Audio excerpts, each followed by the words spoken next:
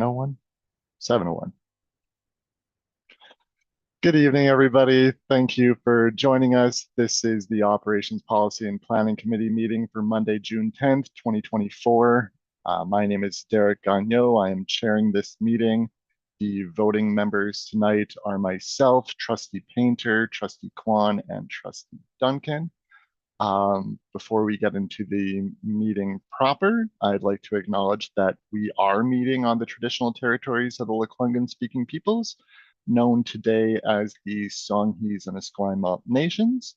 I had the honor, along with Chair Duncan as well as Trustee David, of attending the Indigenous graduation last week at the Songhees Wellness Center, where we saw, I believe it was 108 graduates, which is a number that we should be proud of and we should look to build on in future. It was a great evening and I hope to see many more.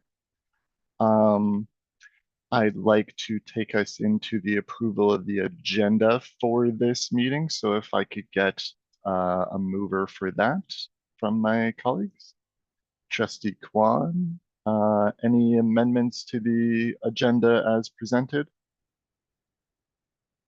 Seeing none, all those in favor of the agenda? That carries unanimously. Then we move into the approval of the minutes from the May 13th Operations Policy and Planning Committee meeting. Can I get a mover for that? Trustee Kwan again.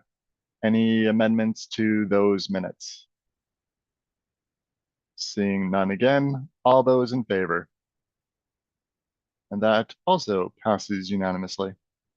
Is there any business arising from the minutes?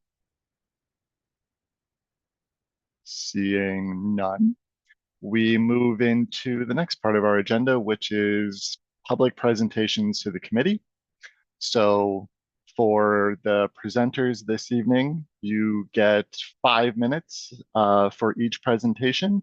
I will give you a 1-minute verbal warning when you are 4 minutes into your presentation and have 1 minute left. And yeah, you will have the opportunity to receive questions if you see fit. You don't have to, that's not a mandatory thing. And yes, we have up first evidence-based substance use education from Liza McGinnis and Kimia Alizada. And I'm sorry if I pronounced anything incorrectly.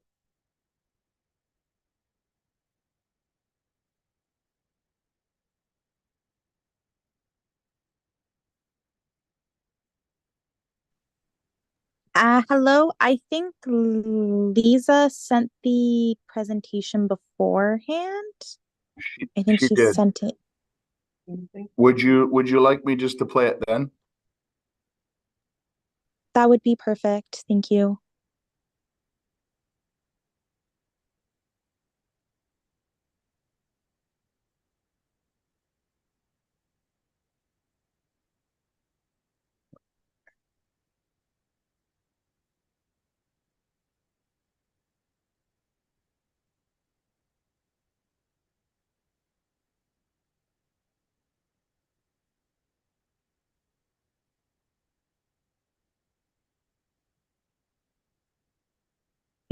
We are members of the Victoria Agenda Gap, a UBC mental health promotion program.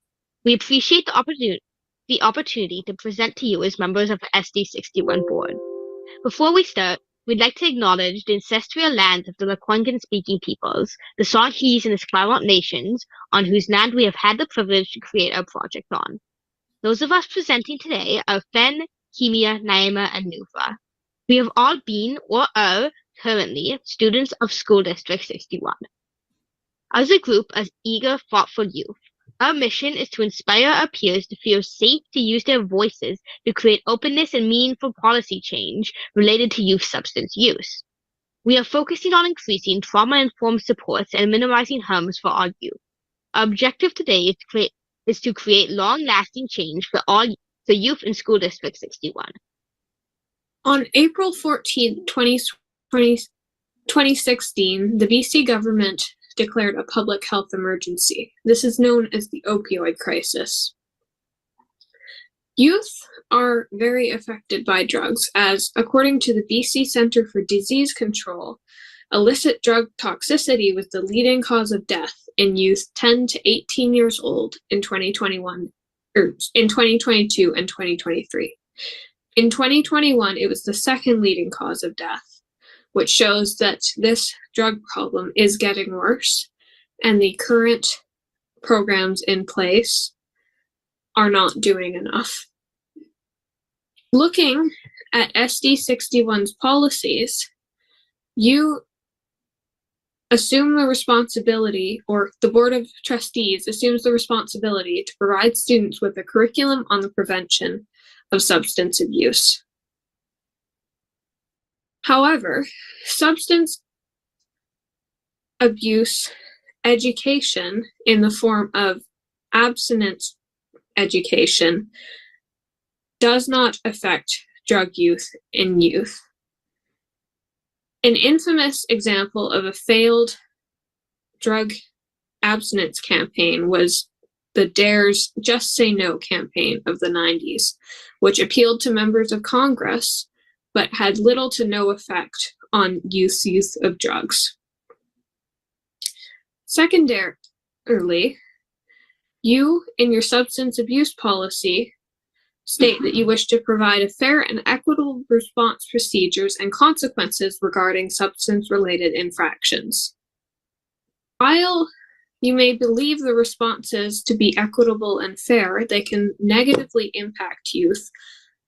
For example, suspension can take youth away from their school and community, which school and community are both positive factors for preventing substance use. Oftentimes, the policy to suspend students caught using substances will negatively affect their peers as well, as they may have to work alone on group projects or will not be able to see and interact with their friends.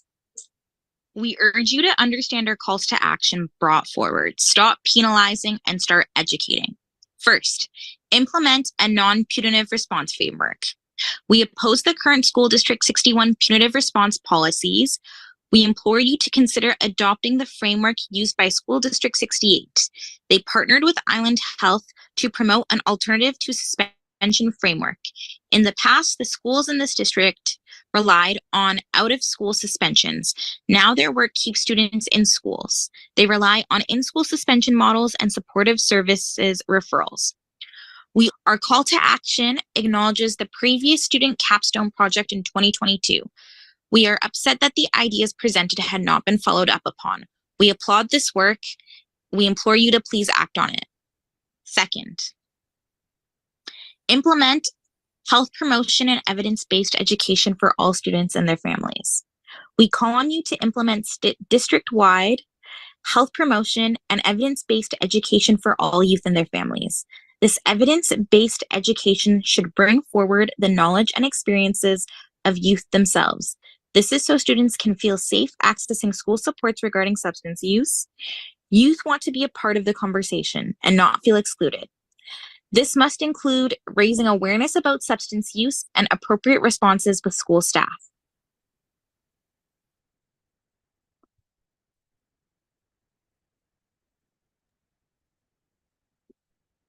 Thank you for that presentation.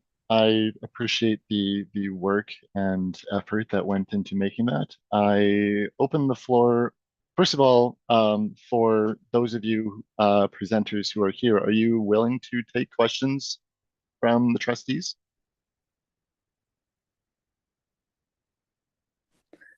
We are willing to take questions, yes.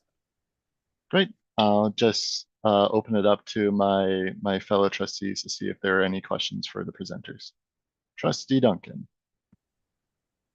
Yeah, I just wanted to say thank you very much for being here, for raising this issue. It's really an incredibly important issue we've been grappling with over a number of years, and it's culminated in the beginning of a review of our substance use policy. The policy subcommittee will be doing work on it and will be looking at possible engagement processes to utilize in the coming school year. Again, really leaning into student involvement. So thank you again. We really appreciate it. And I don't know if we have a copy of your slides, but if there's any information that you would like us to consider, or indeed if you have any interest in participating in our review, please do reach out to us via email.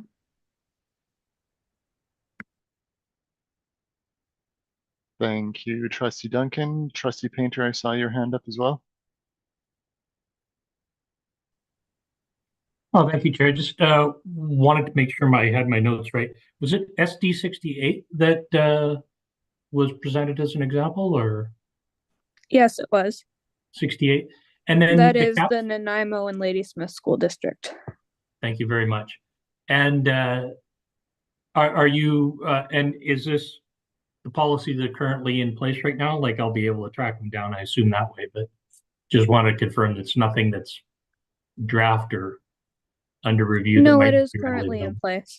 Okay, perfect. And then the capstone project, Trustee Duncan, I think you might know about this one. I'm just interested in whatever information is available, because as has been presented, this is quite literally a life and death situation where that we and our school community is facing. So yeah, it's critical that we get as much good information as possible about this. Trustee Duncan, sorry. Yeah, I just, if I may, through the chair to Trustee Painter. Yeah, it was a capstone project from a couple of years ago. The superintendent I know has tried to track it down.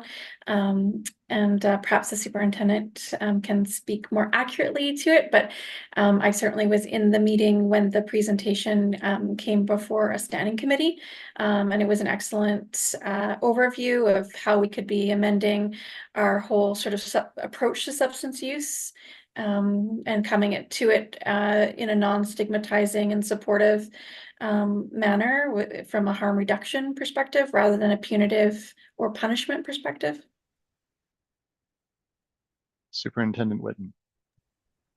Thank you through the chair. Thank you, Trustee Duncan and Trustee Painter, for bringing this forward. We do have a copy. It was a student project that came. The student was one of the student reps, and they brought forward a draft policy. They worked with a district administrator on that draft policy, and so we do have a copy of that. And I think they went on further to develop a draft regulation, also looking at it through the lens of trauma-informed practice and harm reduction.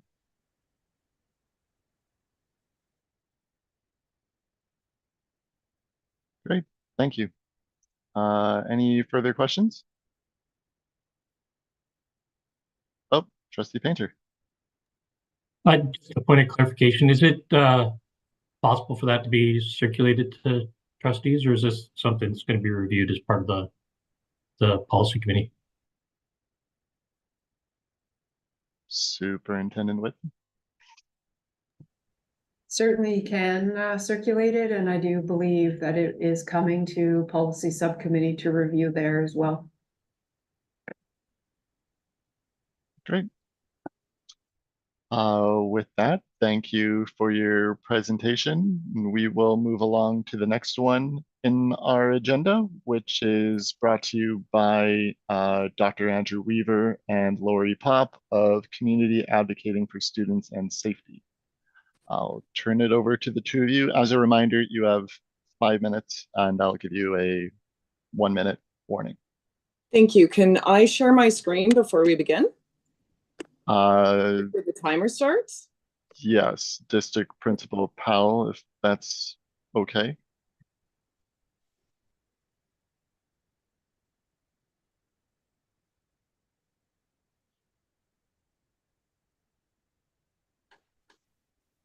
Oh, I have a few more slides though that I was able to put together.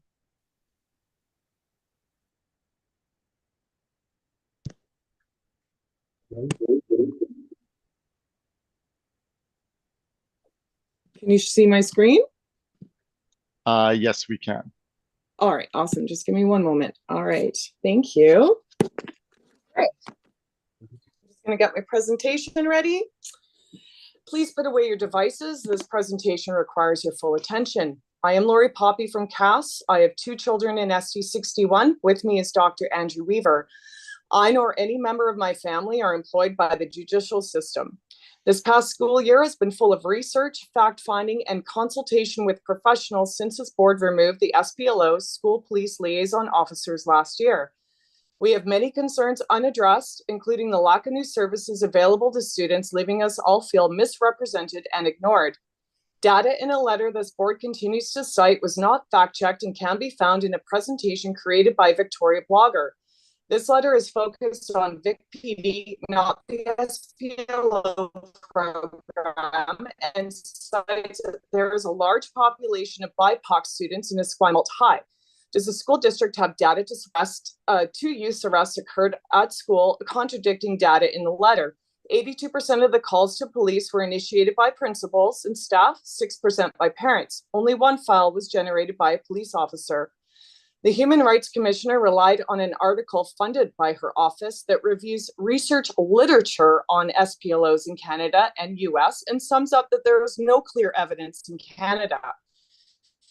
Additionally, the SD61 SPLO survey from 2021 is now outdated, and there's 29% of all schools in SD61. The school district contains 5 municipalities, 4 police departments. Victoria and Esquimalt did not have active SPLOs since 2018, but continued making meaningful connections through continued visits to their schools until the program was removed. The remaining 71% of the district had active SPLOs in Saanich, Oak Bay, and View Royal. We hope this board is also gathering data on gang recruitment or other criminal activity involving youth with the remaining 3 police departments, not just Victoria jurisdiction, as mentioned in last month's board meeting. Saanich data has shown calls for violence involving youth tripled in the first 3 months of this school year. Did you know that police files are not generated to create data when there is no measurable result? Therefore, gang recruitment or prevention cannot truly be measured. There's also significant limitations to any measurement, including diversion, unsolved, and unreported.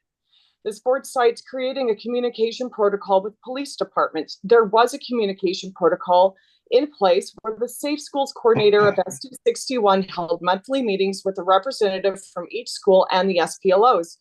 Why were these meetings not attended by trustees?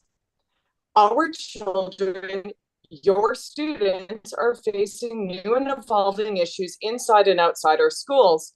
PAC presidents, principals, vice principals, school counselors, teachers, MIS, and local police departments. Issues of increased violence, violence with weapons, robberies, intimidation, extortion, graffiti, drug use, selling of illegal substances, safety issues in the bathroom, and gang recruitment, including intimidation, extortion of families, and families that have left our country due to threats from gangs that have moved here from the Lower Mainland. This board has not fact-checked submissions, highlighted incorrect data, ignored public outcry, and has lacked meaningful engagement with our front lines, such as school counselors, principals, teachers, the MIS team, the 4 houses, and former SPLOs. The school police liaison program, which is designed to foster long-lasting relationships with youth and police officers, is effective in supporting student safety and concerns happening in our communities, is ultimately a crime prevention tool that was free to the school district. After all, according to the BC School Act, students' rights and responsibilities include to learn in a safe and welcoming environments. The risks that our children, your students, are currently facing in and out of schools, compromising their right to education. One minute left. Is that the board of SD61 would be listening to our concerns, especially when it comes to the safety of our children in the board's care.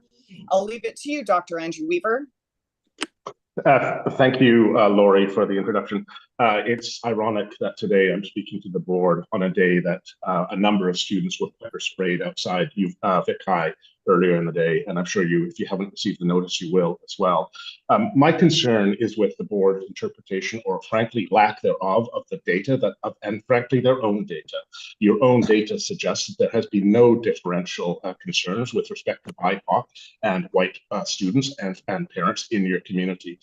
More than that, I would suggest that the 5% of students, independent of color, race, etc., would actually be a number that is not too dissimilar to the number of students who might feel uncomfortable with school police liaison officers because they've also run across the law during that time. Dr. Weaver, that's 5 and minutes. I thank you for that. I just would suggest that the reason why we're seeing a rise of conservative right-wing policies in this Canada, British Columbia, Weaver, is your precisely time because is of up. the ideological approach that school boards and others like yourself are taking. Thank you.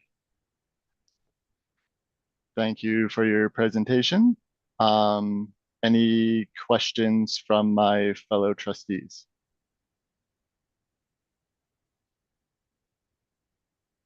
Seeing none at this time. I didn't expect any questions because I don't think you'd like the answers, but thank you for your attention. Thank you. Moving on in our agenda, we come upon C for the superintendent's report. So Superintendent Whitten, the floor is yours. Thank you very much, Chair. You will see on page 17 of the pack-up the second draft version of the terms of reference for the Climate Action Plan Implementations Ad Hoc Committee. At the previous meeting on April 29th, 2024, I did receive feedback, the May 13th Operations Policy and Planning Committee. I did receive feedback from committee members as well as stakeholders and partners. I believe I reflected some or all of those suggestions with regards to membership as well as the deliverables, but I'm open for feedback or further clarity on the terms of reference.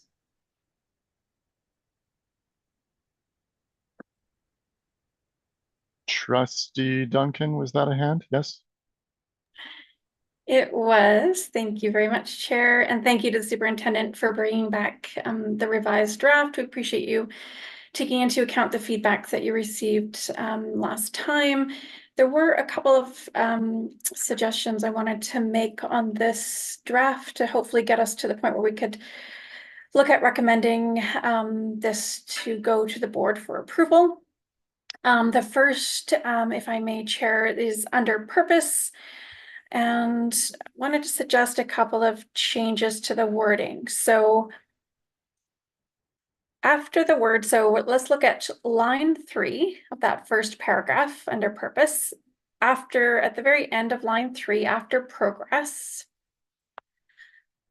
my suggestion for our consideration tonight would be that we get rid of all the words after the word progress, and then we add made toward meeting our GHG emission reduction targets. And don't worry, I'm going to send this through. In fact, let me do that first. Sorry, just bear with me. So I'm just going to, can I add that to the chat, or is that something I should email? Why don't I'm going to send the amendments to the acting associate superintendent, and with the request, if you would, just to pass on this amendment to the group and to whomever is taking the minute. So after the word progress, it would read made toward meeting our GHG emission reduction targets as required by the Climate Accountability Act and reported in the Climate Change Accountability Report and Carbon Neutral Action Report each year.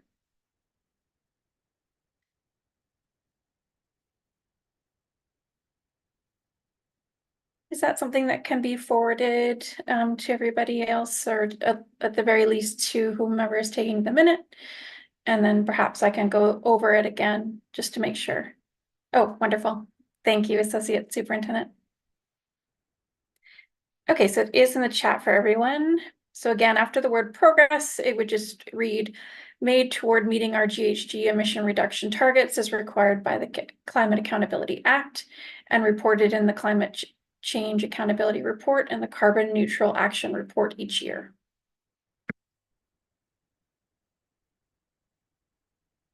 Trustee Kwan. And I think my comments are just more general, so I don't know if I have any specific additions to any specific areas. The one thing I wanted to point out was we have a lot of implementation and reports, and that's definitely, we need to get to that point as well. But I think another thing as a committee is reflection and also looking at changes. And I know we've kind of got there as far as timeline, but I'm wondering if deliverables and purpose, we have some kind of key in there that has changes recommended, because, you know, once you have a climate action plan, as we move forward, we know that things change and you know, things change, better tools become available, that kind of thing. So I really would like to see something in the purpose or in the deliverables that speaks to making recommendations to other changes that might be identified within the district. Trustee Duncan. Yeah, thank you to the chair, to Trustee Kwan. I appreciate those comments. I had another suggestion for some further, just again, tweaking to the wording under deliverables as well. Maybe I'll put that in the chat for us to kind of have a look at. Essentially, it would be added in, and so the paragraph would start with the proposed amended wording and then continue with the word regarding. So let me just put this in the chat so you can have a look at that.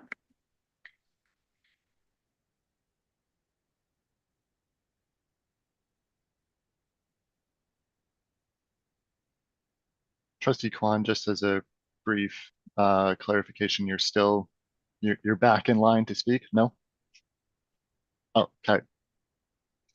While we await Trustee Duncan's wording to appear in the chat, I'll go to Ms. Tamel with DCPAC. Thank you, Trustee Gagnon. Through the chair, just a question around the timeline. In the document, it stipulates that findings and recommendations will be made to the board in October of each year.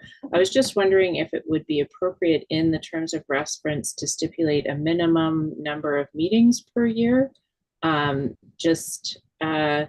about membership and time commitment of all the representatives, it might be nice to know what the time commitment of the representatives would be in a given school year. Thank you.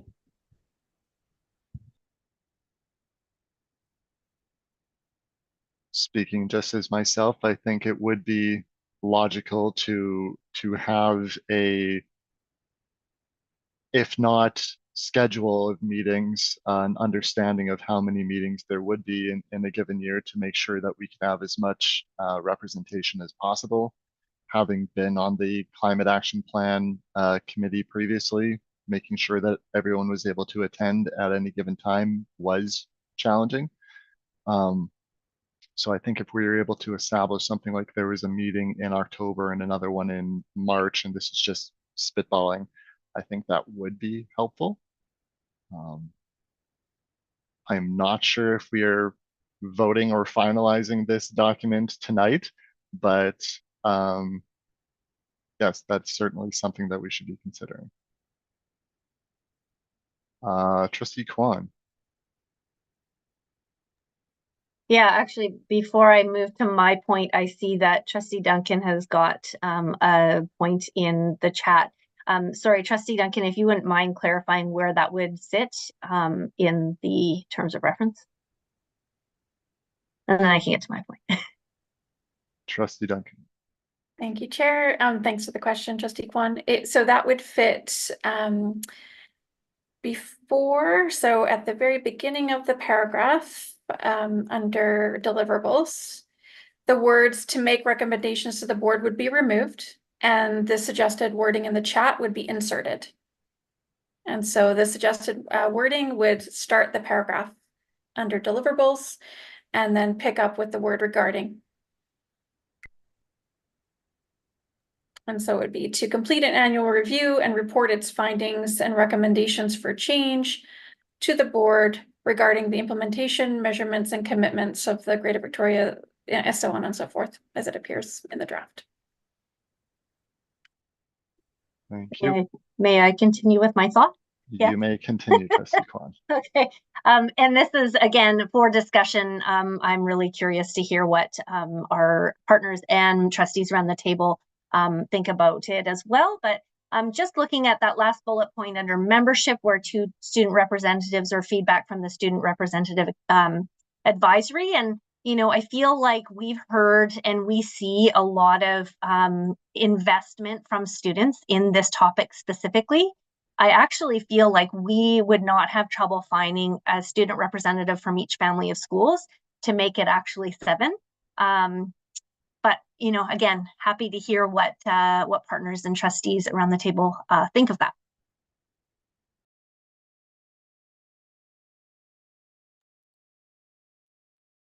Nissa says thumbs up. Trustee Painter.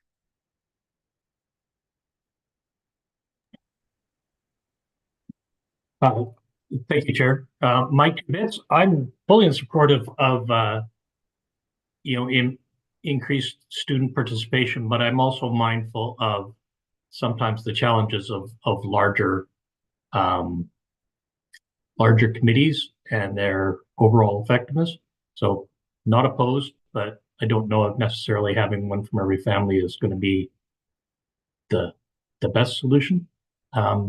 My request is under deliverables to add a bullet for the long-range district facilities plan.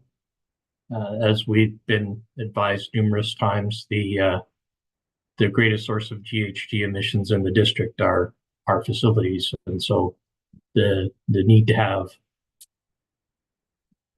tight connections between the work of this and our ongoing work on facilities is, I think, critical.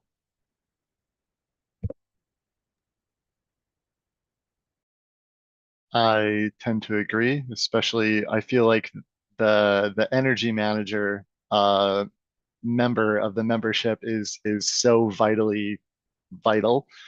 And I know that Brian Leslie was invaluable to the original formation of the climate action plan and would love to see his ongoing contributions.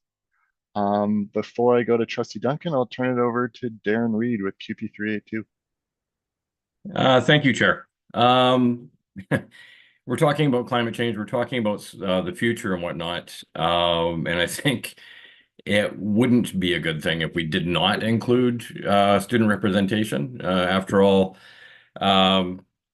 I'm in my late 50s now. I'm hoping to be around 50 years from now. There's no guarantees. However, with the students that we have in the district, they're more likely to be suffering or enjoying the effects of our work today.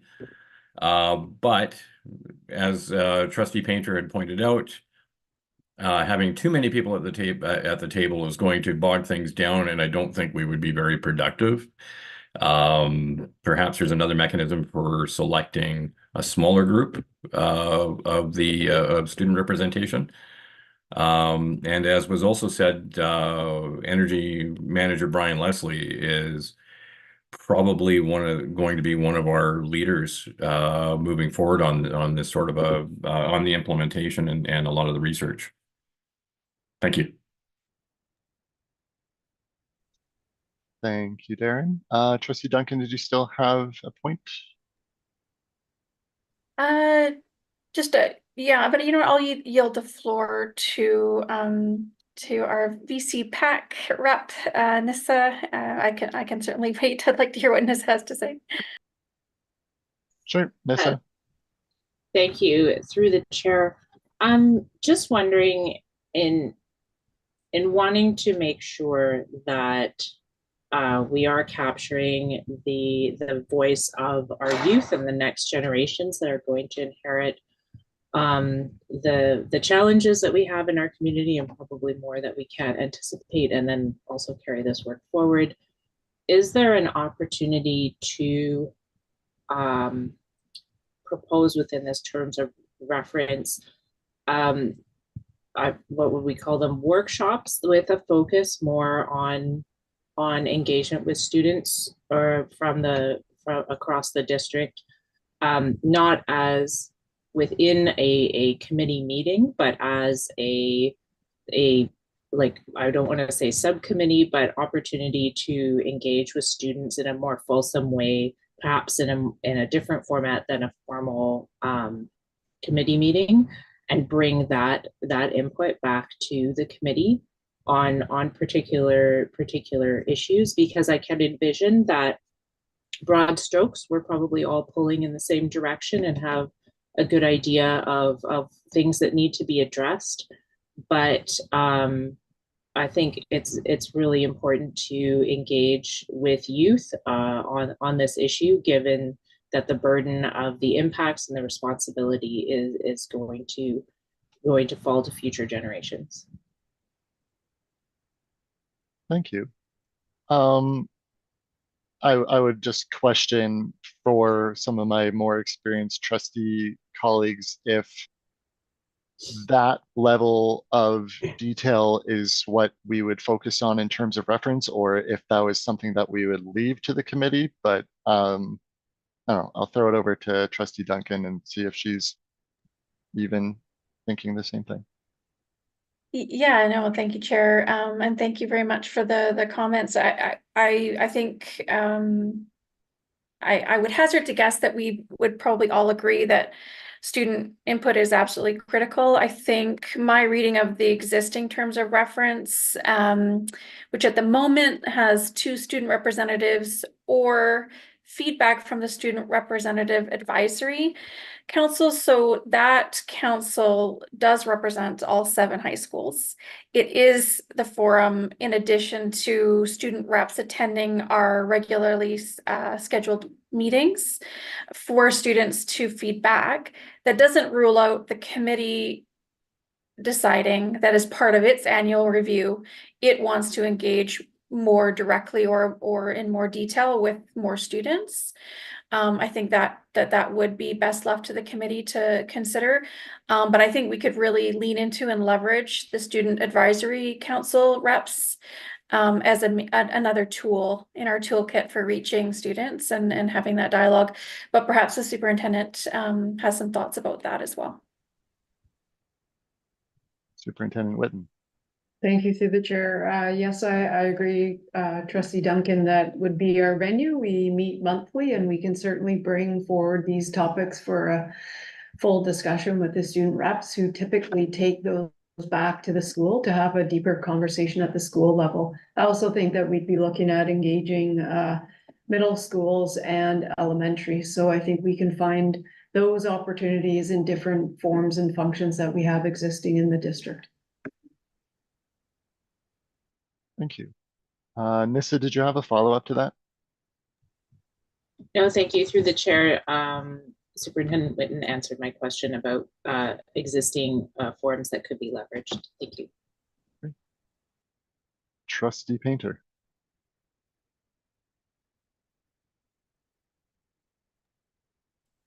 And I apologize, Chair, if this sounds like mixed messages. When I made my comment about large committees, it was in no way intended strictly as a limit on student participation. That was a comment overall about the entire membership, and that if we are going to have members on this committee or any other, I think one of the things that was critical and has been touched on elsewhere is the importance of continuity, having people who are empowered and able to attend on an ongoing basis over time, rather than restarting the wheel. I would say that with respect to students, it's absolutely critical that we have them as part of the committee. And in that respect, I would recommend deleting the "or" and putting in place "and." So we have student reps and feedback from the Student Advisory Committee at a bare minimum. We have to have their voices around the table. There's no question about that. And I would not want to set things up to suggest that having students provide feedback through alternate means, and not having an opportunity to present directly to the committee is sufficient. That's all. Thank you. Trustee Duncan. Yeah, thank you, Chair. I wonder if we could, well, first of all, I agree with all the comments around the table. I think we're kind of getting to the point perhaps where we could look at moving some amendments so that we can get a draft ready for the board. I think given the importance of this work, it would be great to have the terms of reference approved in June, ideally, so that the committee's work can get started in September. I know though that I've heard a couple of comments around timelines, and I just wanted to quickly, if we could revisit that. So I heard that there was interest in having some clarity in the terms of reference about the frequency of meetings. I'm wondering if we could have a brief conversation about that point. I think it's an excellent one. You know, my sense is that, you know, meeting quarterly at a minimum and then leaving it to the committee to decide, you know, beyond meeting quarterly, how frequently it needs to meet in order to, you know, achieve its objectives, which is to report to the board. So perhaps we could start with a conversation about how frequently we think is reasonable.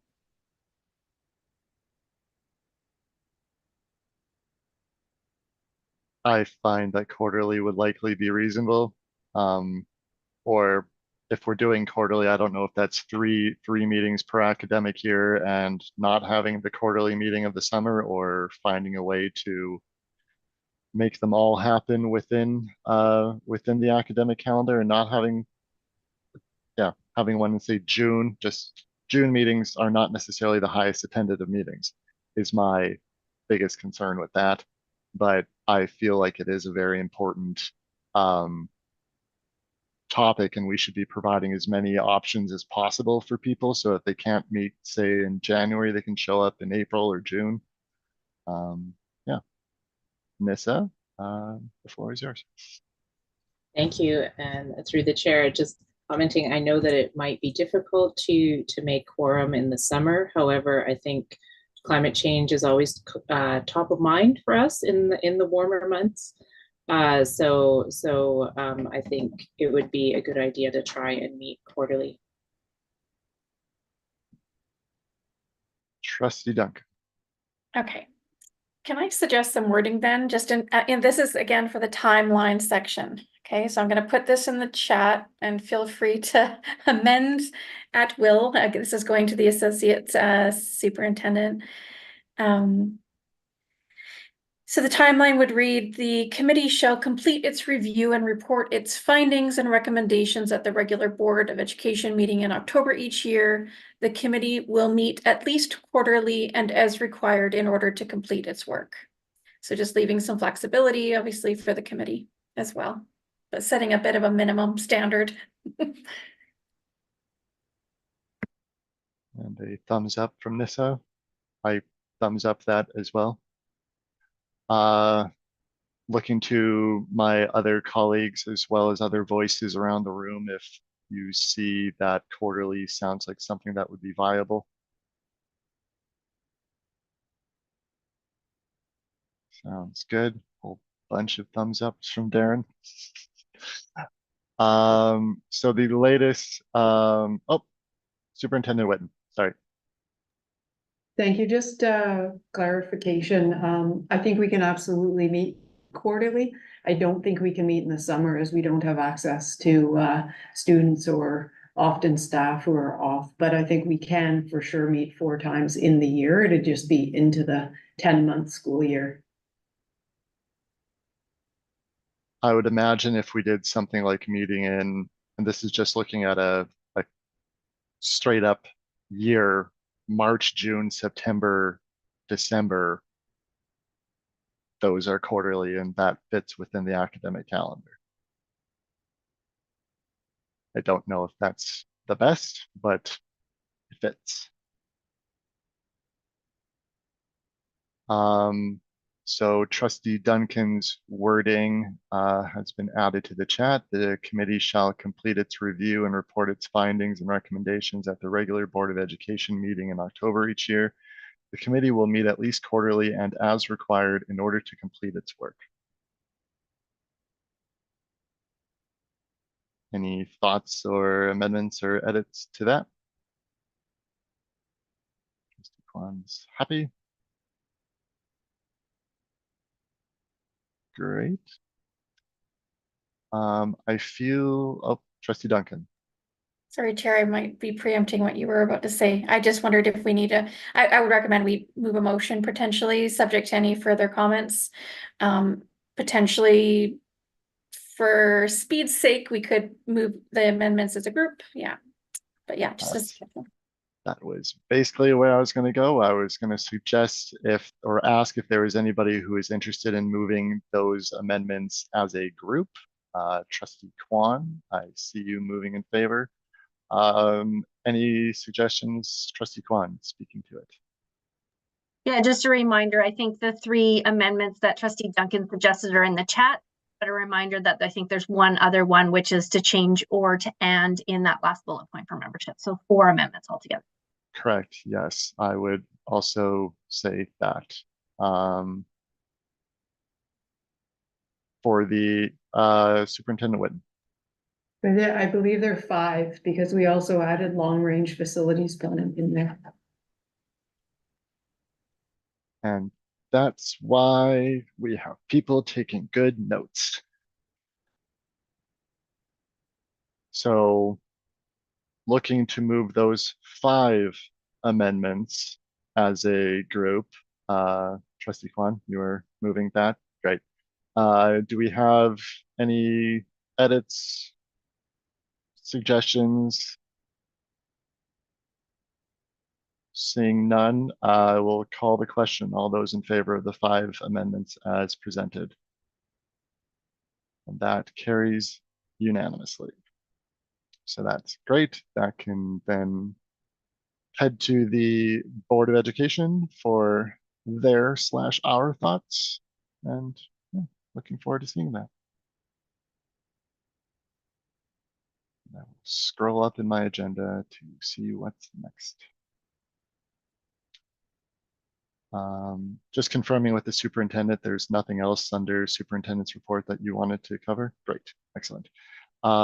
Personnel items, we do not have any this evening.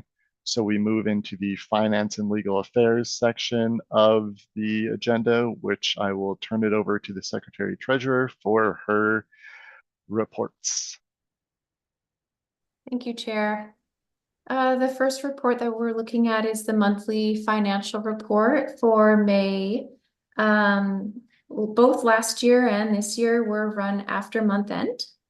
When you're looking at the budget for both years, we're looking at the amended or the final budget, plus any changes that have been processed since then. And the actuals are reflecting from July 1st to May 31st, so 11 months of the year. If you take a look on page 20, you'll see the revenues. And the percentage column shows the amount of revenue that's been budgeted that is not yet received.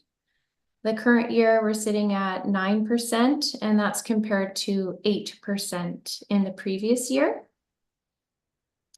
And if you take a look at the total of all of the expenses, which is on page 22 of the report, that percentage column for the expenses is the amount of expense budget that's still available to spend. And the current year, we're looking at 12%, and that's exactly the same as where we were at last year at this time. So the report is here for your information, and happy to answer any questions that you might have. Trustee Duncan. Yeah, thank you, Chair. Thank you very much to the Secretary Treasurer for the report. I just wanted to highlight a couple of line items from the budget change report from actually that are dated back to February 2024. We've had an increase in special needs enrollment and also in new refugee and ELL enrollment. And we see the revenue reflected. Trustee Duncan, can I stop you there? Just not wanting to jump ahead to budget change report and just seeing if there's anything for the monthly financial report first. Just nothing there. Sorry, I'll turn it back over to the Secretary Treasurer to do the budget change. Sorry, Trustee Kwan, this is related to monthly financial report. Yes, okay, to you. Sorry, thank you.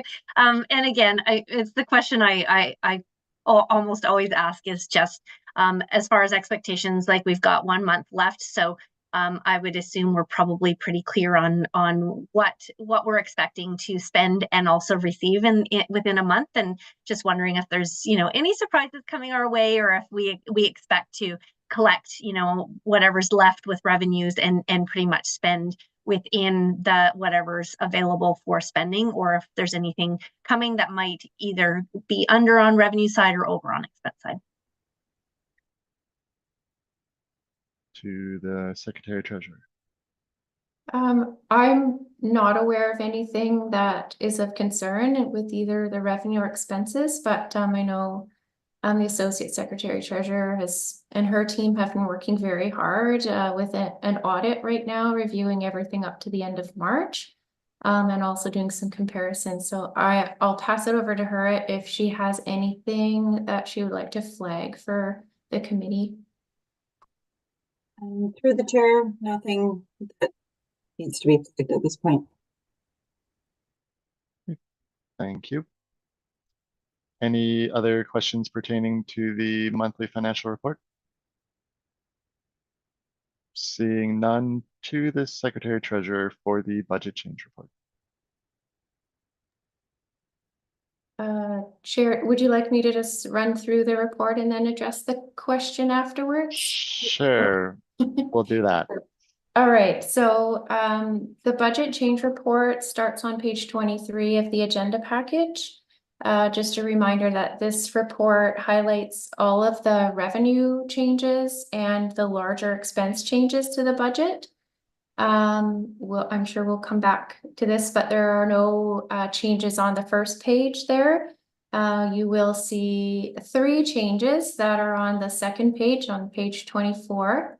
And that's the community wellness grant for 12,000. And that's an Island Health grant for, I think it's called Mental Health Navigator Project. And then there's an adjustment from SD62, a meal support program. So we have a joint agreement with them for school meals. And we ended a contract with one of our service providers, and they have stepped away. So you'll see a slight reduction there in the contribution from that school district. And then our usual miscellaneous donations and revenues to the end of May at 27,000. And that's usually a variety of things. A couple standouts are that we got over 6,000 from the BC liquor store for dry grad this year, which is fantastic. And some donations as well coming into the Cooper Smith Music Library. Moving on, special purpose funds, everything that's included there was there last month, so nothing new to highlight. Under capital, which is on page 28, there have been some increases in the interest income. Local capital, just a small amount, $92, but about 31,000 increase in interest for the Ministry of Education and Childcare. So those are the highlighted changes for this month, and happy to answer any questions you have either this month or previous months. Trustee Duncan, I'll turn it back over to you. Yeah, thank you, Chair. I'm sorry to jump the gun. I got really excited over this report. I just wondered whether or not the increased enrollment reflected in the report, I believe on page 24. Let me just double check. No, 23 of the pack up. If we're expecting or have had any views around whether we anticipate this unexpected enrollment increase in the next financial year.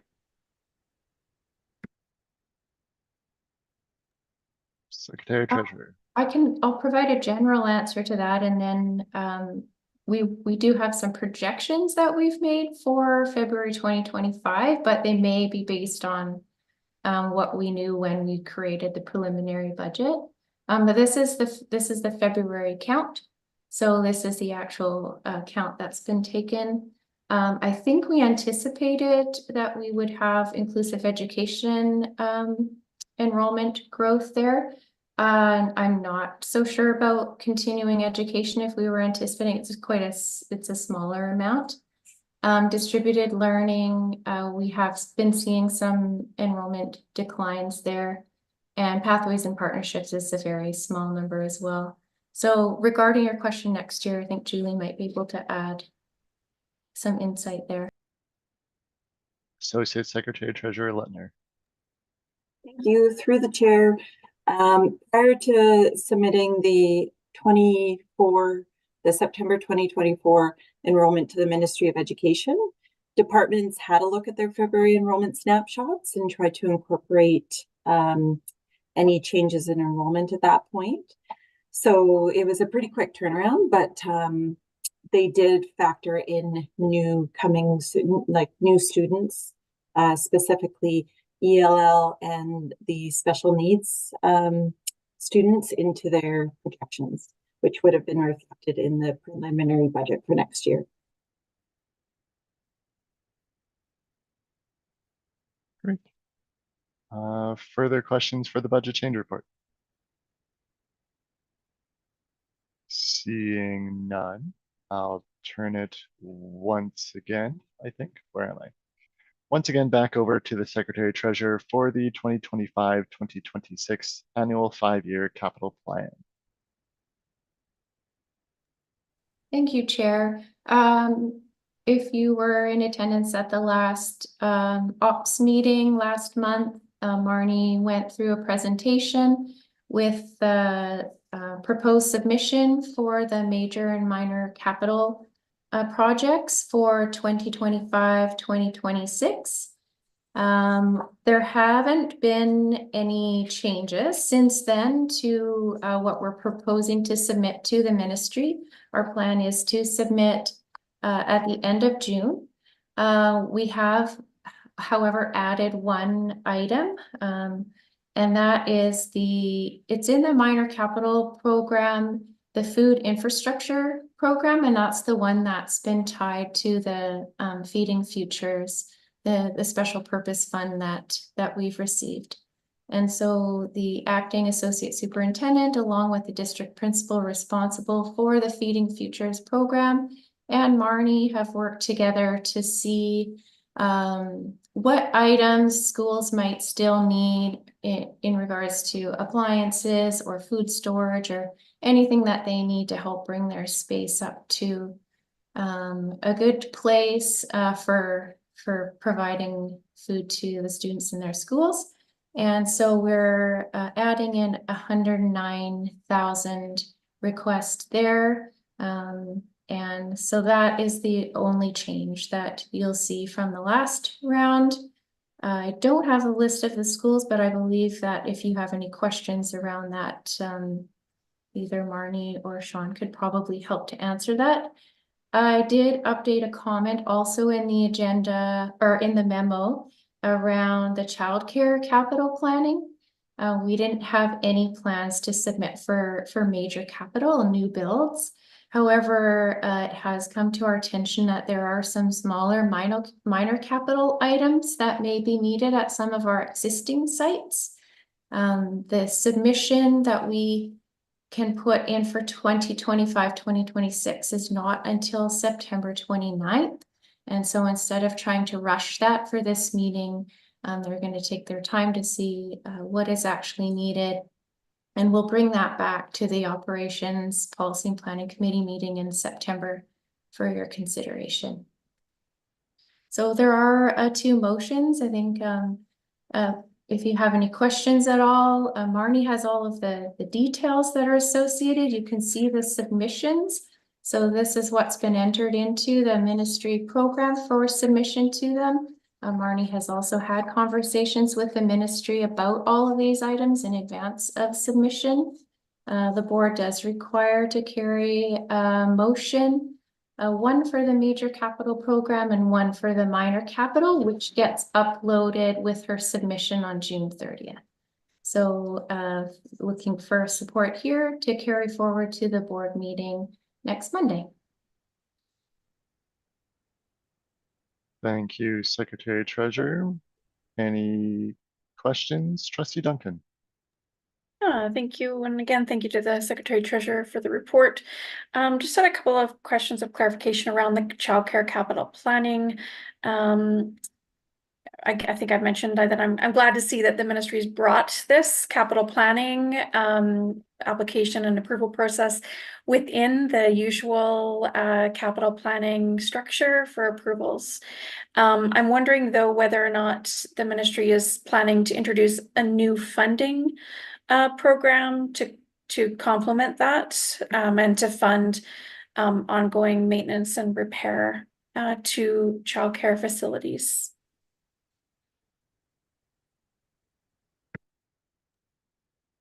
I haven't heard of like a formal announcement around ministry funding for ongoing repairs and maintenance of new builds. I think based on conversations that we've had in a room with ministry staff around this, that they understand that, especially districts like ours who have put a lot of investment in the new builds and getting those spaces, that there's going to come a time where that's going to shift as those buildings start to age, and we're required to put more and more into them to keep them at safety standards or just in good condition so that they'll last a long time. And so I know that's a conversation that's being had. The fact that they are now introducing this minor capital program, which will allow us to look at our spaces and perhaps add in some things that we weren't able to do when the build happened, or to create better spaces for our service providers, is a good thing. I'm not sure if there was an additional pot of money that came in with that. I'd have to look into that to see, or if it's just coming out of the same funds that they had. Trustee Duncan. Yeah, thank you, Chair. Just as a follow-up, thank you for that additional context. I'm glad to hear that there's some conversations happening. Yeah, my concern is that while it's really positive to see childcare available, and it's obviously very convenient for families to have childcare available on our sites, I think, of course, the challenge for school boards is and will continue to be the significant shortfall when it comes to funding available for maintenance and repair, just in general terms. I mean, we know, I think the last time I was aware, we had somewhere between $300 and $400 million in outstanding maintenance and repair work to be, if we were to get caught up on what was needed at that point. And that was at least a few years ago. I'm sure it's much bigger now. So it does concern me to see that we don't have commitments of additional funds for ongoing maintenance and repair of childcare on our sites. But please, yeah, if there's anything we can do from an advocacy perspective, please let us know. I think this is something we want to keep our eye on. Secretary Treasurer. I just thought I'd add one more thing too, because as we continue to review childcare on our school sites, and we are using third-party service providers and collecting from them for the occupying the space on our school site, that and our policy essentially says that it's cost recovery. So we're really taking a deeper dive at that revenue source and all of the expenses that come along with providing that space and the services to those organizations. And so we're hoping actually to have something to bring back to the board probably in the new school year. Great, thank you for that. Are there any other questions regarding the capital plan submission?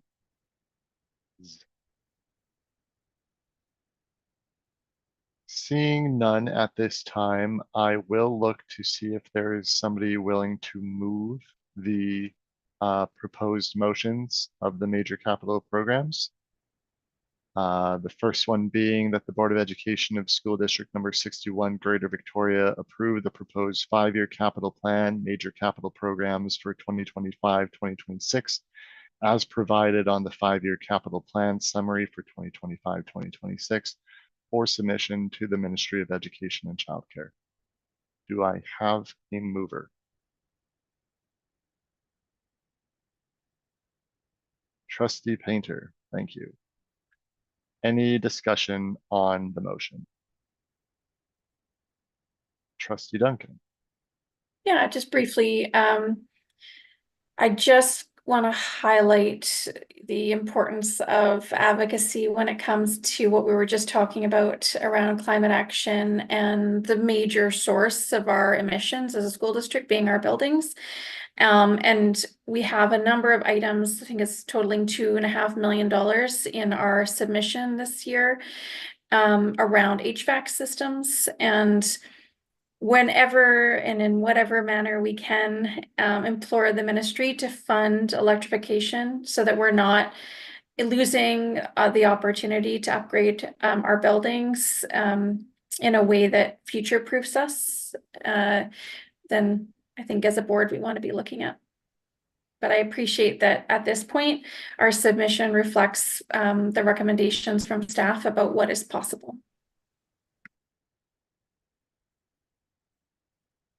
A very good point, Trustee Duncan. Any other comments on the motion? Seeing none, I'll call the vote. All those in favor of the motion as presented. And that passes unanimously. Go to the second presented motion, that the Board of Education of School District number 61, Greater Victoria, approve the proposed 5-year capital plan, minor capital programs for 2025-2026, as provided on the 5-year capital plan summary for 2025-2026 for submission to the Ministry of Education and Childcare. Do I have a mover for that one? Trustee Painter. Any comments or suggestions, edits for this one? Seeing none, I'll call the vote. All those in favor? And that passes unanimously. Thank you, trustees. With that, that wraps up the Finance and Legal Affairs section of the agenda. So we move into Facilities Planning, and I'll turn the floor over to the Director of Facilities. I think it goes to Katrina, please, for Willows. I will turn the floor over to the Secretary Treasurer. Thank you. Put Marnie on the spot for that one. Thank you, Chair. Yeah, I will, I'll provide an overview of the memo that's in the agenda package. And then if the committee has any questions regarding the consultation, I wasn't a participant in that, but perhaps Marnie would be able to provide feedback on that if desired.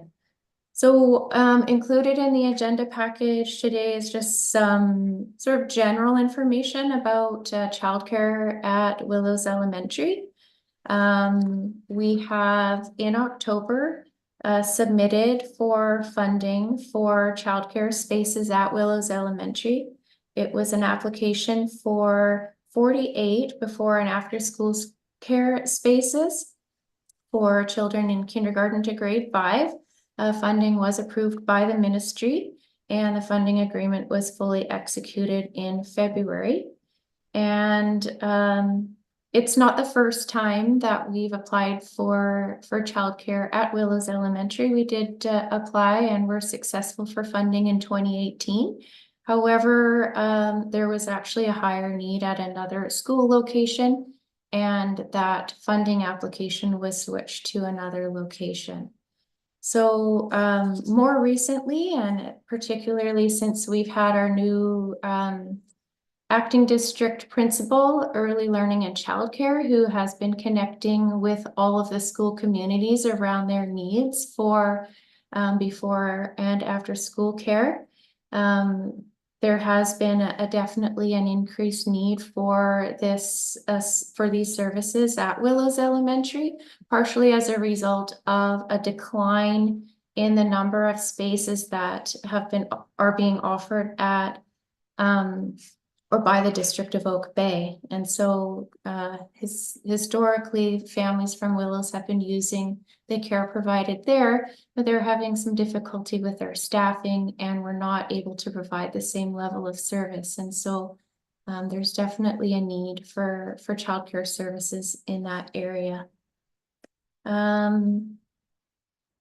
See, we have included in the agenda package just a little bit of history around enrollment at Willows, the impact of the boundary review that was completed in 2019 and implemented in 2020. It was very intentional changes made to reduce the enrollment at that school. Some questions have come up around the learning studios that were located at Willows. They were required and used as classrooms when the school was over capacity. Each year as the boundary review impacts were seen, those spaces were no longer required for classrooms, but they were needed for classrooms at other school sites. And so we saw one of those move over to Tillicum to address enrollment growth there.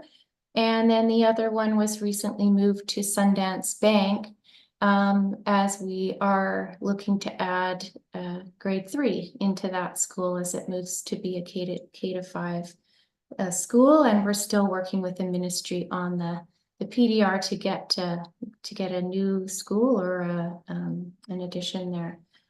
It also included in the agenda is what they're planning to do at Willows, and that is instead of putting childcare studios where the learning studios were, which was on a field, which was using up green space, and we heard from community that they really didn't want to have the childcare in that space, that they valued the green space in the field. And so what's being proposed this round is to actually build a second story on the existing footprint of the school. And if you look in the agenda package, you can see that there's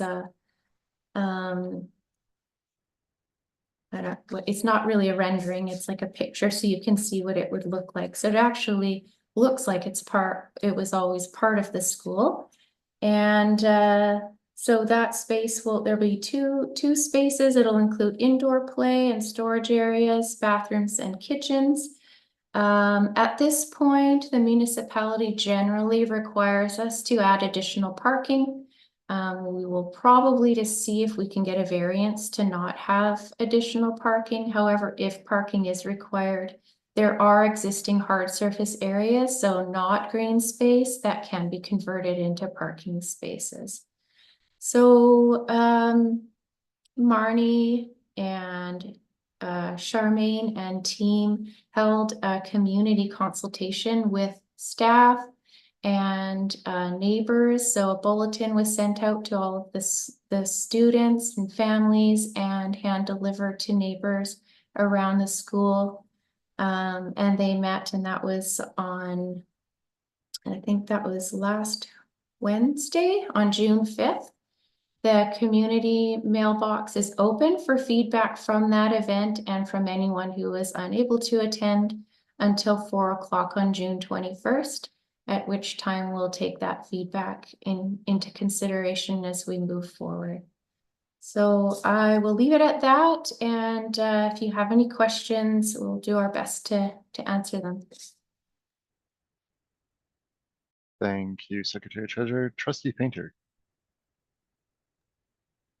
Thank you, Chair. I've got a couple of questions, so feel free to cut me off and put me at the back of the line whenever appropriate.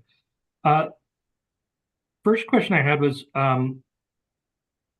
what would be the revenue source for this development? Like, it's my understanding that we've been able to access separate funding for childcare spaces when it came to the learning studios. Would that be the case with this one as well? To the Secretary Treasurer. Through the chair, I believe the learning studios were not funded through the ministry. We used carry forward for those. But the funding source for the childcare studios is the Childcare BC New Spaces Fund, which used to be under MCFD, which is now falling under our current Ministry of Education and Childcare. So it's a funding program through them to build new childcare spaces. Right. Can I just ask a point of clarification? I understand that when we built learning studios as quote unquote portables for students, that was increased capacity and that was out of our funding. But anything that was used for childcare, I understood qualified for formerly MCFD and now this New Spaces Fund. Am I on track there? Yes. Okay. Have we gone beyond just mock-ups? Do we have any kind of a cost projection on going second story versus portables or versus learning studios? Yes. Sorry, through the chair. If it's okay, I would like to pass that over to Marnie. I believe she's had those conversations with the ministry around the funding amount that we've received. Hi. Yes, so for this application, we've received just a little over $2.4 million. And the projected cost to put the second story on is roughly around $2 million. The learning studios, we're looking roughly about 1.6, 1.8. It really depends on the sewer connections, but the thing over and over we've heard is the community does not want to give up their green space. Trustee Painter. Right, I do notice that Ms. Tamel has her hand up. I'm happy to wait depending on preference. I'll let you do your follow-up and then the next question will go to Nissa. Just on the point of green space. So if I'm understanding correctly, there were learning studios. We've now cleared them off. But there's no desire to allow other learning studios to basically take the place of the ones that previously existed. So with that in mind, do we have a breakdown of what available green space per student is at Willows versus other elementary schools? What I do want to make sure is that when we're looking at, trying to trying to address this in an equitable fashion, I'm mindful a lot of other schools have lost green space here, and I want to understand that we're making the same value choice at this school that we have at other schools. I've never personally done that calculation, but it would be quite simple to do. So it's something I can look at doing for sure. Thank you. You're welcome. Nissa with VCPAC. Thank you. And through the chair, just wondering about, so if the option right now is to build a second story on the school, which then, even though it's my understanding there's funding to be accessed outside of the school district budget for that build, would then the maintenance of that space be the responsibility of the school board going forward? Just thinking about that in terms of future budgeting.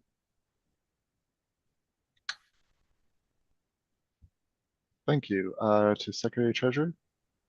Yeah, so it's similar to the earlier conversation that we were having. Once the space is built, the repairs and maintenance does fall onto the school district at this point.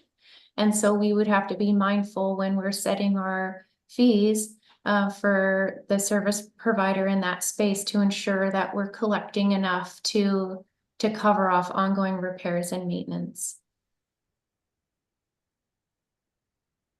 Nissa, did you have a follow-up? Yes, just raising, like, given I'm aware that both federal transfer payments to the province have increased funding for childcare spaces, which is great for young families. However, I'm wondering if there's any discussion as these childcare spaces get built out in association with our education buildings, of any cost sharing or future maintenance agreements between the province to alleviate future costs on individual school districts, which will potentially bear that cost in the future for facilities.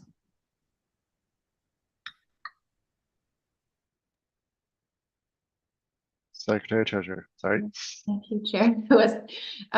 I would love to see that happen, cost share agreements with the ministry for repairs and maintenance.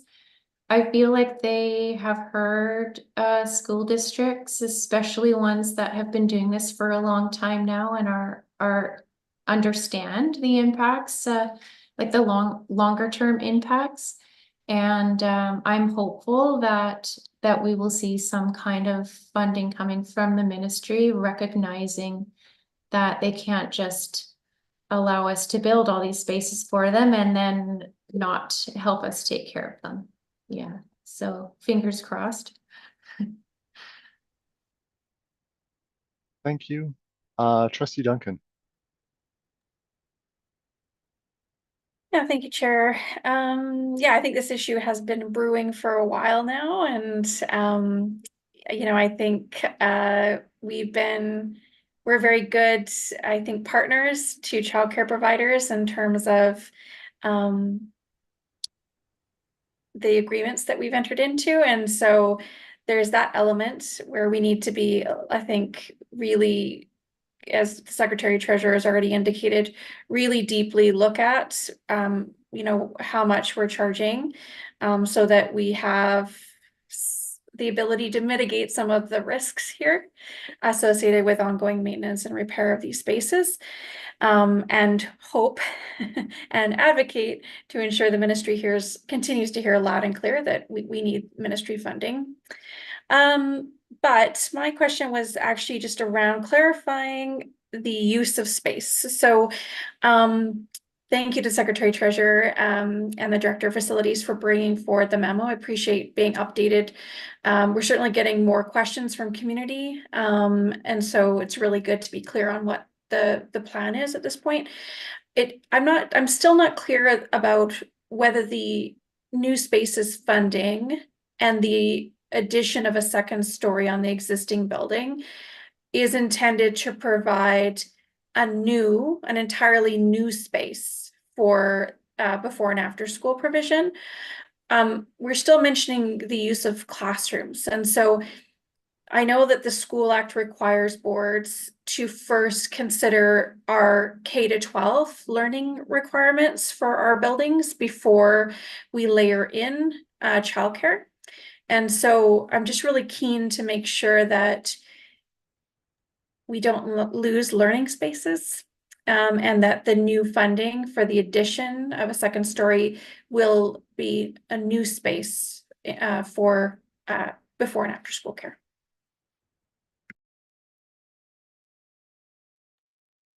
Secretary Treasurer. Yeah, Marnie can jump in if she would like, but my understanding is that this funding is only for new spaces, and so I don't believe that there are any existing learning spaces that would be compromised as a result of this. But Marnie, please jump in if I'm incorrect. No, you're 100% correct.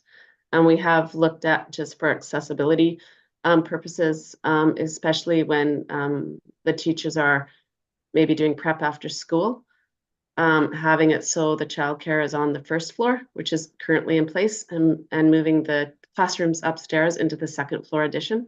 So we've talked about that, and we're still working with the staff on that one, but it will be 100% new spaces. It will have nothing to do. We won't take over any classrooms. Thank you very much. Trustee Kwan. I'll get to my question in a second, but just a quick comment with regards to the earlier discussion with repairs and maintenance, and a thought I had with the fact that it sounds like at least part of the repairs and maintenance that we are projecting are being passed on to our service providers, the ones that are licensing the spaces from us.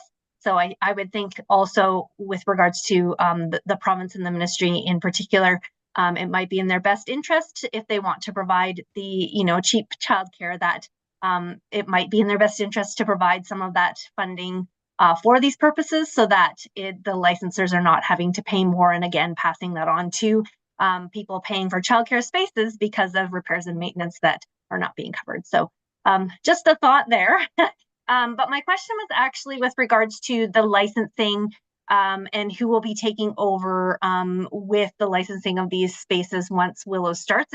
It mentions on page page 37 the district, and I'm just going to assume that that's the District of Oak Bay. Is it the District of Oak Bay that will be providing the childcare once this space is complete? Secretary Treasurer. No, that's just me using the district and too many the districts in that one section. Our new practice is that for new childcare spaces like this, we actually go to an RFP process. And we ensure that we get the best possible service provider in that space. Yeah, so if I say the district in there, I mean like the school district, and I would say the District of Oak Bay if it's Oak Bay, hopefully. Okay, that's great. I was a little worried, sorry, through the chair, that this was the District of Oak Bay who already couldn't provide staffing at the space we have in the community center, and I thought, oh no, how are we going to staff this? So thank you for that. Rusty Painter.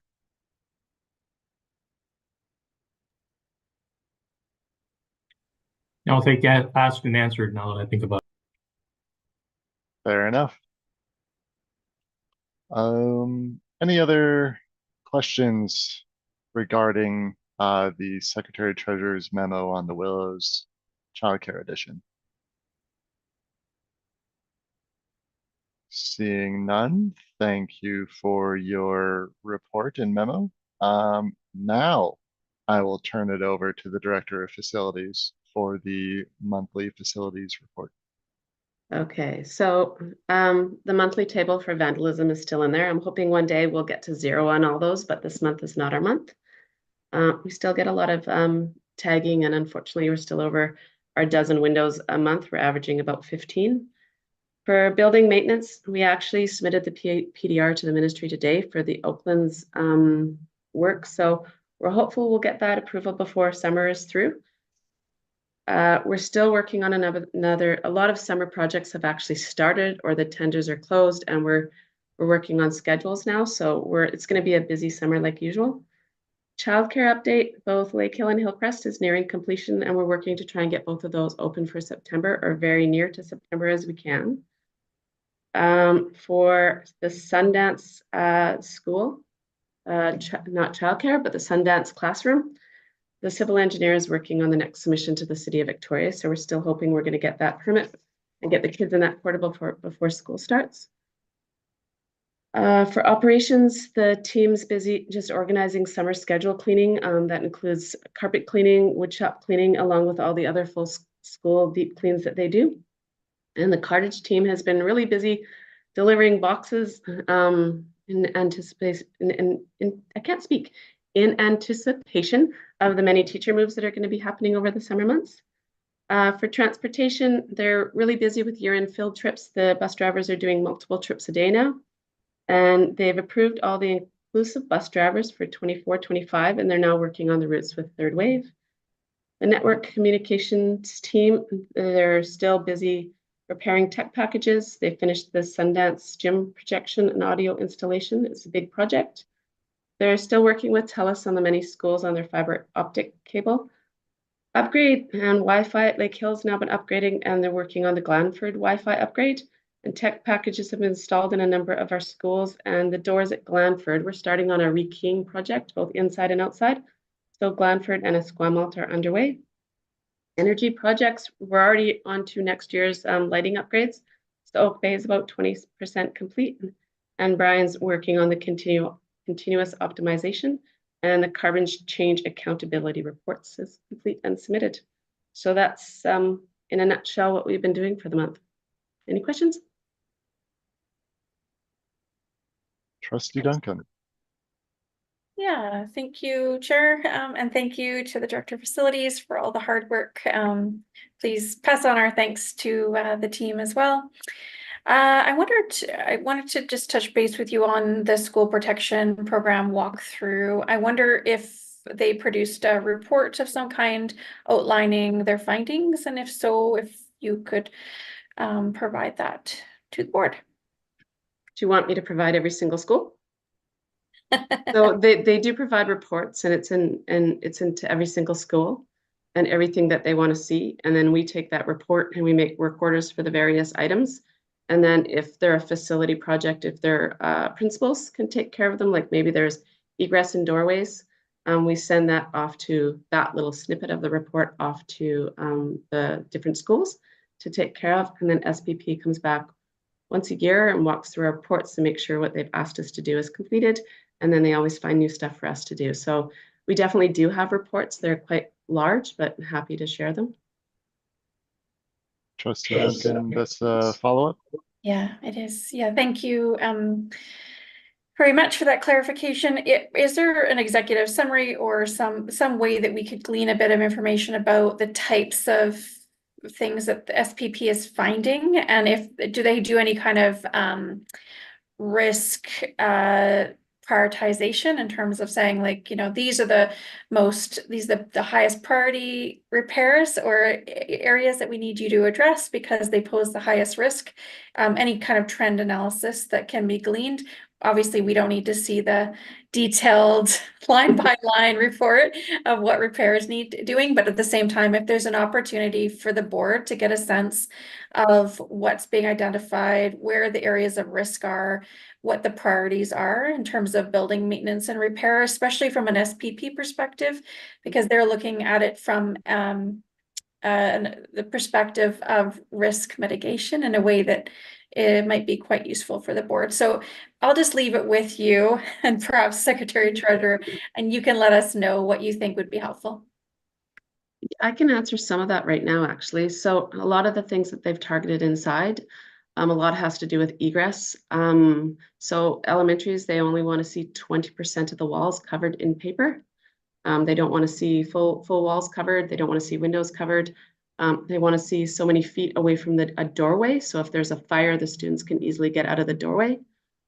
They're targeting a lot of boxes that are on top of shelves. They don't want to see boxes on top of shelves unless they're seismically restrained. Egress in hallways is another big one. They want to see tables and chairs out of hallways or minimal in hallways. So if there's an earthquake, the students can still get out. Appliances in areas is a big one. They don't want to have appliances where students are able to access them. So that is a big one. And as far as outside, little like cracks that are a little heaving in sidewalks that someone could trip over, they've targeted. Basketball hoops that are attached to the school, they don't want to see unless we put matting against the wall. So those just a few off the top of my head that we're starting to look at removing or changing or getting some paving done. So those are the worst. I can definitely look through the reports again and summarize a bit for you. Thank you very much. Welcome. Trustee Kwan, then Trustee Painter. Yeah, I'm always in awe around this time of year of how much is actually ongoing in your department. I know it happens all throughout the year, but it just feels like there's a big push for summer maintenance and that kind of thing too. And I think I reflect Trustee Duncan's comment that, you know, just a big thank you to everyone, and please pass on our thanks to all of the hard work that's happening throughout the year, as well as ongoing and some of the big stuff happening through summer. I just had a very small curiosity question, and I just wondered, as far as Cartage team and the moves that are happening this year, is there any, do you find that the moves are fairly even, and that or is there some years, like, are we finding this year that we have a lot more moves, or does that vary at all, or is it fairly regular? I'm not 100% sure, to tell you the truth. I don't know if I've ever paid attention to how many moves for each year. I can definitely ask the cartage department, because Jill's, who's our custodial foreman, drops off the boxes. He would definitely be able to tell us. Sure. There's a lot of boxes that are delivered, for sure. You probably lose the count, but yeah. Thank you. I appreciate that. You're welcome. Trustee Painter. No more question, Trustee Painter. I have one regarding the doors at Glanford have been rekeyed to district standards and the Esquimalt is underway. What is district standards? What are, I guess, district standards? So we're rekeying the outside of our buildings to a Primus key. So very few people will have access to the Primus key. So facility staff will have access, and the principals and the vice principals at each school will have access to it, but nobody else on the staff. So if a principal moves from site A to site B, the keys stay on. So we'll only have one set of keys, as opposed to lots of people having access to our buildings. We've got students that have exterior keys now. So we're just trying to get more of a handle on our keys. So that's outside. And then inside, we're doing it so there's been approved key list. So something like the principal's office and vice principal's office will be on that Primus key, as will the boiler rooms and the network rooms. Teacher classrooms will have their own key that the teachers have access to, except for maybe the wood shop will be on its own and the foods room will be on its own. So we're trying to come up with just a standard so everybody has the same access in each school, and we just get a handle on, we don't have these 20-pound key rings with us at each school. Sounds logical. Thank you. On one bit of a follow-up for that, we had talked about previous new builds about remote lockdown potential. Is that something that is incorporated into this new district standard, or is that kind of something that requires additional funding and implementation? Yeah, so for Cedar Hill and for Vic High, it's implemented, and Archie's team, so the network and communication security team, is actually starting to go through, and it will be implemented in every school. So there's a button in like in the office that they can hit, and it locks down the doors. So it's just, I don't know how far wide. I can't answer it if it's in every single school right yet, or if it's in 50%. I'd have to look that up. Oh, that's good. I wanted to make sure it wasn't just the 2 new schools and we could build towards having it district-wide, so thank you. Any more questions for the Director of Facilities on this topic? Seeing none, we can move on to the Cedar Hill Middle School seismic replacement report. Me again. So the exterior installation of the in-ground plumbing and electrical is done. The full slab is now poured, which is really exciting. So phase 1 of the steel erection is ongoing right now. And phase 2, which is over the gym area, that's going to start really soon. The steel should be done by the time the kids get back to school, so they'll see a lot of changes. Also, over the summer, Sanage is going to install a water main along Cedar Hill Road there. And then our crew is actually going to start the off-site work on Gregory Place for the sidewalks, and then along Cedar Hill for the multi-use pathway there. So there'll be a lot of changes for the students when they come back in September, which will be exciting. So we're still within budget, still ongoing, still in time. Great. Yeah. Trustee Painter. Thank you, Chair. Just wondering about project management. I appreciate that in the greater scope of the project, it's a relatively small proportion, but I noticed that there's only 27% left at this point. And is that consistent with sort of the progress of the overall project, or is that running a little high right now?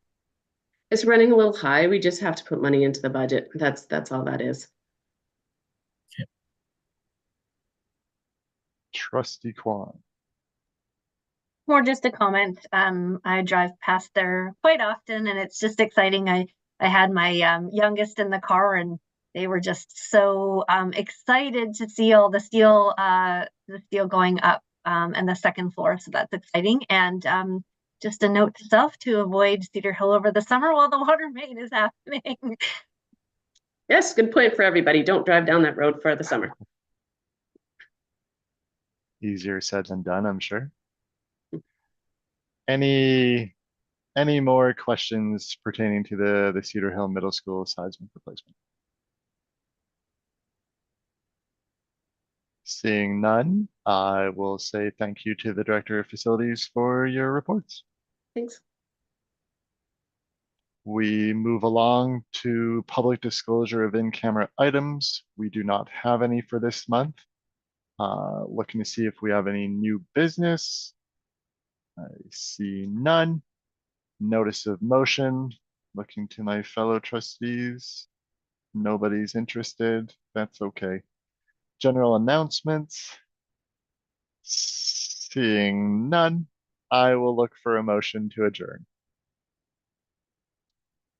Nobody wants to adjourn. Okay, fine. Yeah, we will adjourn. Trustee Kwan with the motion. All those in favor? And that passes unanimously. Have a pleasant evening, everybody. Thank you for coming.